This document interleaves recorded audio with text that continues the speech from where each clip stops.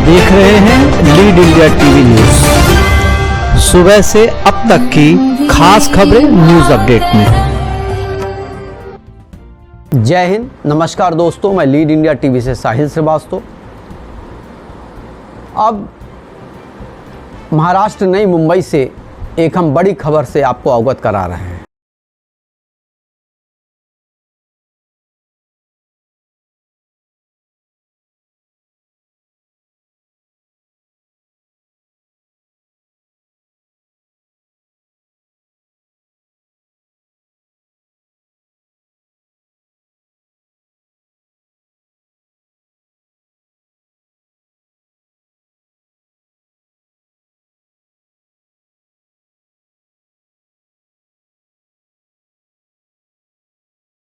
जाएगा, इस बारे में आपकी क्या राय है? कोई चुनाव तक ये योजना नहीं है, चुनाव के बाद भी ये योजना चालू रहेगी, क्योंकि कोई भी योजना इसे अचानक बंद नहीं कर सकते। जास्त फॉर्म भरले गेले असते तर मुख्यमंत्री एकनाथ शिंदेचं नाव मोठं झालं असतं अशी चर्चा सुरू आहे, काय कारण? असं आहे की या राज्याचे मुख्यमंत्री एकनाथरावजी शिंदे साहेब आणि आमचे नेते देवेंद्रजी फडणवीस साहेब आणि अजितदादा पवार यांनी घोषणा केल्या दुसऱ्या दिवसापासून इथे आम्ही रात्रंदिवस मनुष्यबळ नसताना ते तयार करून आम्ही फॉर्म भरणं सुरू केलं। सगळ्या नगरसेवकांनी जर प्रत्येकाने आपापल्या कार्यालयात जर फॉर्म भरले असते तर मला वाटतं जो आकडा 1,88,000 आहे तो मोठा दिसला असता। केवळ मुख्यमंत्र्यांचं नाव या ठाणे जिल्ह्यामध्ये मोठं होऊ नये म्हणून काही लोकांनी फॉर्मच भरले नाहीत। अरे पण ह्या भगिनी आहेत आपल्या, यांना जर 1,500 रुपये मिळत असेल, यांच्या घरामध्ये जर शेवटची फी भरायला पैसे येत असतील तर का करू नये? मुख्यमंत्र्यांना क्रेडिट जाऊ नये। एक तुम्हाला सांगते प्रामाणिकपणे, आम्ही जी योजना जेव्हा दिली राज्य शासनाने तेव्हा ती योजना आम्ही बेलापूर मतदारसंघात राबवली आहे। कदाचित तुम्ही जर माहिती काढली तर सगळ्यात जास्त फॉर्म बेलापूर मतदारसंघातले निघतील।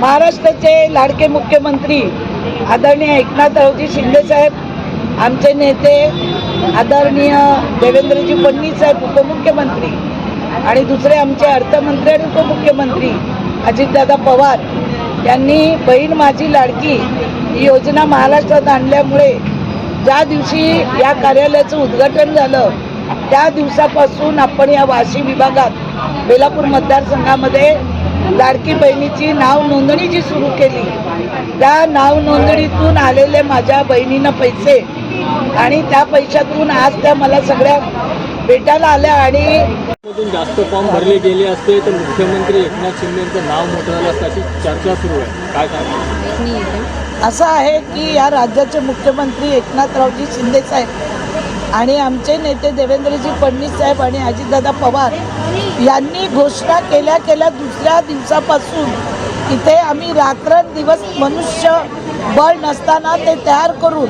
आम्ही फॉर्म भरणं सुरू केलं। सगळ्या नगरसेवकांनी जर प्रत्येकाने आपापल्या कार्यालयात जर फॉर्म भरले असते तर मला वाटतं जो आकडा 1,88,000 आहे तो मोठा दिसला असता। केवळ मुख्यमंत्र्यांचं नाव या ठाणे जिल्ह्यामध्ये मोठं होऊ नये म्हणून काही लोकांनी फॉर्मच भरले नाहीत। अरे पण ह्या भगिनी आहेत आपल्या, यांना जर 1,500 रुपये मिळत असेल, यांच्या घरामध्ये जर शेवटची फी भरायला पैसे येत असतील तर का करू नये? मुख्यमंत्र्यांना क्रेडिट जाऊ नये। एक तुम्हाला सांगते प्रामाणिकपणे, आम्ही जी योजना जेव्हा दिली राज्य शासनाने तेव्हा ती योजना आम्ही बेलापूर मतदारसंघात राबवली आहे। कदाचित तुम्ही जर माहिती काढली तर सगळ्यात जास्त फॉर्म बेलापूर मतदारसंघातले निघतील। आणि त्यांची आता भेट झालेली आहे की त्यांच्या चेहऱ्यावर जो आनंद आहे त्यातला महिला सांगतात, तुमच्यामुळे आम्हाला पैसे मिळाले, तुम्ही आमचे फॉर्म व्यवस्थित भरून घेतले म्हणून आज 2 पैसे आमच्या अकाउंटला आलेले आहेत। असेच पैसे त्यांना येत राहतील त्यांनी विश्वास ठेवावा आणि पुन्हा एकदा राज्य शासनाचे जे मंत्री बसलेले आहेत, ज्यांनी योजना आणलेल्या आहेत, त्या भावांचे हात बळकट करावे. काल बघितलं देवा भाऊ योजना पूर्ण महाराष्ट्रात देवेंद्रजी फडणवीसच्या नावाने आज गाजत आहे. हजारो लाखोच्या संख्येने माता भगिनी आशीर्वाद द्यायला येत आहेत. आज आपण बघितलं महाराष्ट्रामध्ये विरोधक सांगतात की आता 5,000 रुपये द्या. मग तुम्ही का दिले नाही? माझा त्यांना प्रश्न आहे. तुमच्या हातात 2.5 वर्ष राज्य होतं ना, मग तुम्ही पण ते द्यायला पाहिजे होतं भगिनींना.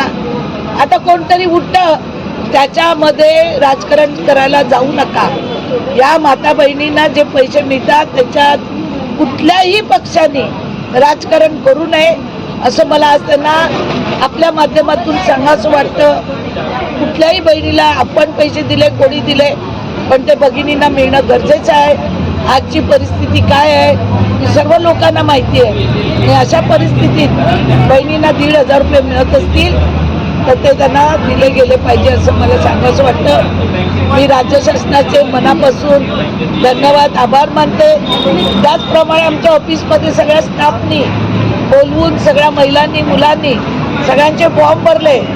बेलापूर मतदारसंघामध्ये मला वाटतं सगळ्यात जास्त फॉर्म हे आमच्या भारतीय जनता पार्टीच्या कार्यालयातून भरले गेले आहेत. आणि जिथे जिथे आम्ही जाऊन फॉर्म भरले आहेत त्या आमच्या भगिनींना आज हे पैसे मिळालेले आहेत. आणि म्हणून त्यांनी राखीचा कार्यक्रम करून नारी शक्ती अबाध राहावी यासाठी आज सगळ्या भगिनींनी मला एक शक्ती दिलेली आहे. माझ्या हातात बंधन बांधून, राखी बांधून त्यांचं संरक्षण करण्यासाठी आज त्यांनी माझ्यावर जो विश्वास टाकून माझ्या हातात जे बंधन बांधलेलं आहे त्याची निश्चित स्वरूपामध्ये मी येणाऱ्या भविष्य काळामध्ये त्यांचं संरक्षण केल्याशिवाय राहणार नाही.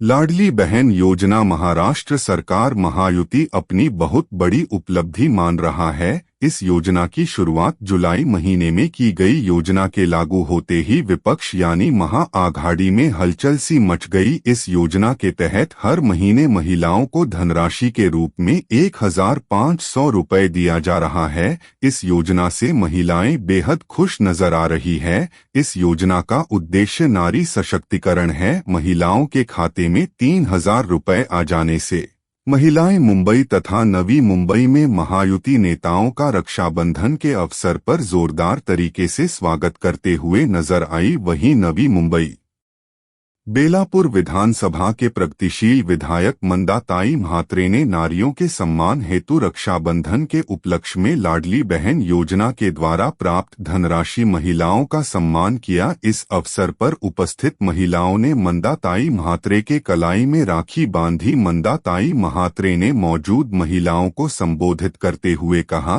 कि यह योजना महिलाओं को सशक्त बनाता है।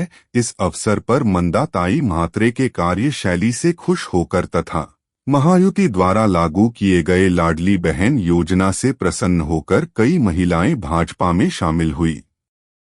इस कार्यक्रम का आयोजन वाशी के सेक्टर 9 में किया गया। इस मौके पर सैकड़ों की संख्या में महिलाएं मौजूद रही। वहीं महिलाओं ने मंदाताई म्हात्रे के सफल, सुखद एवं मंगलमय जीवन की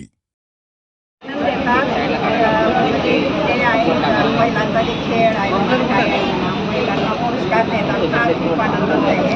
आम्हाला खूप आनंद वाटतो.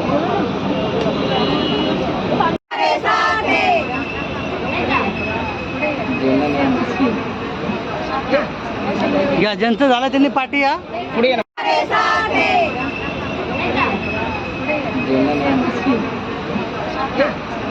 या ज्यांचं झालं त्यांनी पाठी या पुढे.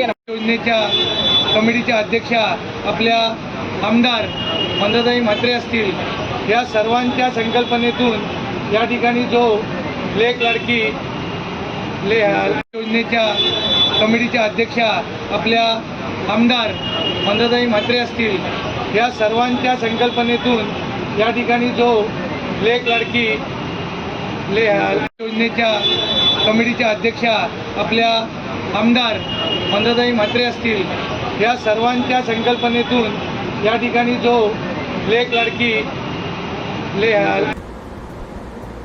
इससे आने वाले आगामी चुनाव में शिवसेना एकनाथ शिंदे जी के ग्रुप को बहुत बड़ा फ़ायदा हो सकता है।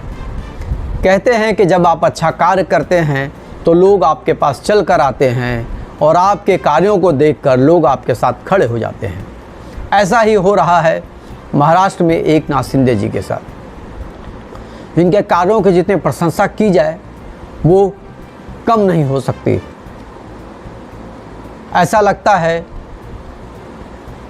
कि शिवसेना और भाजपा के संयोग से महाराष्ट्र में अब राम राज्य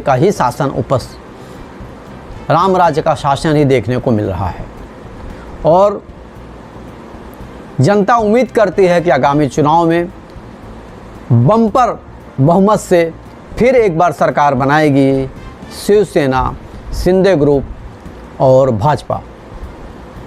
आपको इस नई मुंबई से इस खबर को आप तक पहुंचाया है हमारे पत्रकार राहुल कांबले और बाबू शेख ने। जय हिंद, जय भारत, जय महाराष्ट्र। ये थी न्यूज अपडेट की खास खबरें। लगातार बने रहिए हमारे साथ। अब हमें दीजिए इजाजत, कल फिर मिलेंगे न्यूज अपडेट की खबरों के साथ। देखते रहिए lead India TV news. Jai Hind. Subscribe now and press the bell icon. Never miss an update.